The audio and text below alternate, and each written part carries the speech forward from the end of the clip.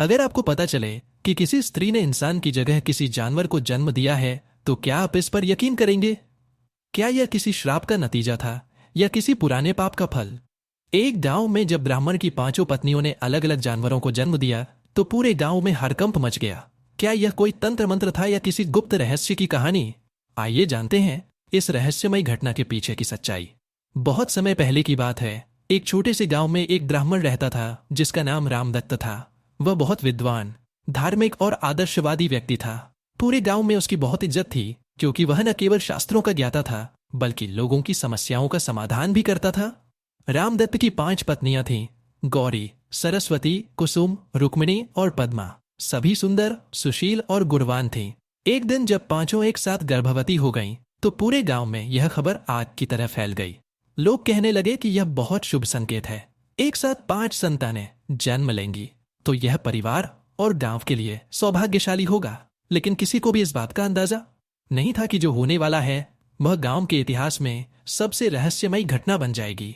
समय बीता और प्रसव का दिन आ पहुंचा। पूरे घर में मंगल गीत गाए जा रहे थे।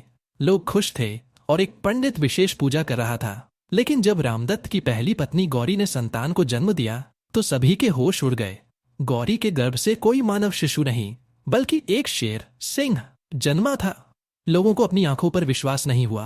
कुछ लोग डर से भाग गए तो कुछ स्तब्ध रह गए। घर में हाहाकार मच गया। लेकिन इससे भी बड़ा आश्चर्य तब हुआ जब दूसरी पत्नी सरस्वती ने जन्म दिया। उसके गर्भ से एक सर्प सांप निकला। अब तो पूरे गांव में खलबली मच गई। लेकिन अजीब घटनाएं यही नहीं रुकी। तीसरी पत्नी कुसुम ने एक हंस, चौथी पत्नी रुक्मिणी ने एक हिरण और 5वीं पत्नी पद्मा ने एक मगरमच्छ को जन्म दिया। पूरा गांव इस घटना को देखकर घबरा गया। कुछ लोगों ने इसे श्राप कहा, कुछ ने इसे किसी जादू टोने का परिणाम बताया, तो कुछ इसे भगवान का चमत्कार मानने लगे।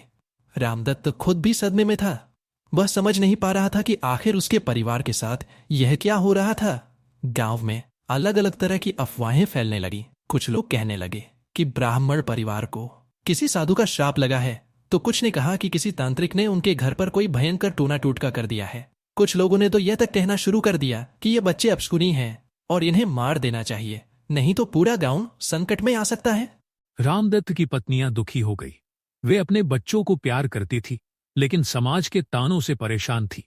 रामदत्त ने ठान लिया कि वह इस रहस्य की सच्चाई जाने बिना शांत नहीं बैठेगा। उसी रात जब रामदत्त गहरी सोच में बैठा था, तभी गांव में एक दिव्य पुरुष का आगमन हुआ। वह एक महान योगी थे, जिनका नाम महर्षि वशिष्ठानंद था। उन्होंने जब इस घटना के बारे में सुना, तो उन्होंने ध्यान लगाया और सत्य को देखा।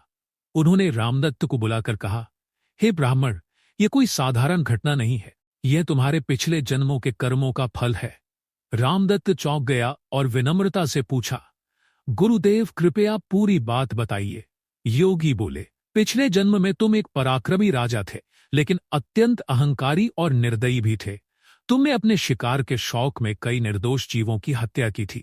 तुमने एक शेर को मारकर उसके बच्चों को अनाथ कर दिया, एक सांप के बिल को जलाकर उसकी पूरी जाति को समाप्त कर दिया, एक हंस के अंडों को नष्ट कर दिया, एक हिरण के परिवार को मार डाला और एक मगरमच्छ को पीड़ा दी। अब वही प्राणियों ने तुम्हारे घर में जन्म लिया है, ताकि तुम्हें यह एहसास हो कि हर जीवन मूल्यवान होता है और किसी भी प्राणी को कष्ट देना पाप है। रामदत्त और उसकी पत्नियां यह सुनकर रो पड़े। उन्हें अपनी भूल का एहसास हुआ। उन्होंने संकल्प लिया कि वे उन जीवों की पालना करेंगे, उनका ध्यान रखेंगे और जंगल में जाकर उन्हें स्वतंत्र कर देंगे। रामदत्त ने अपने पूरे जीवन में सभी जीवों के प्रति प्रेम और दया भाव रखा।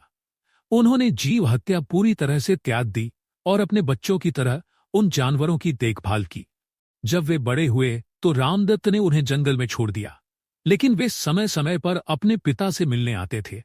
अंततः अपने पापों का प्रायश्चित करने के बाद रामदत्त ने मोक्ष प्राप्त किया और उनकी आत्मा मुक्त हो गई।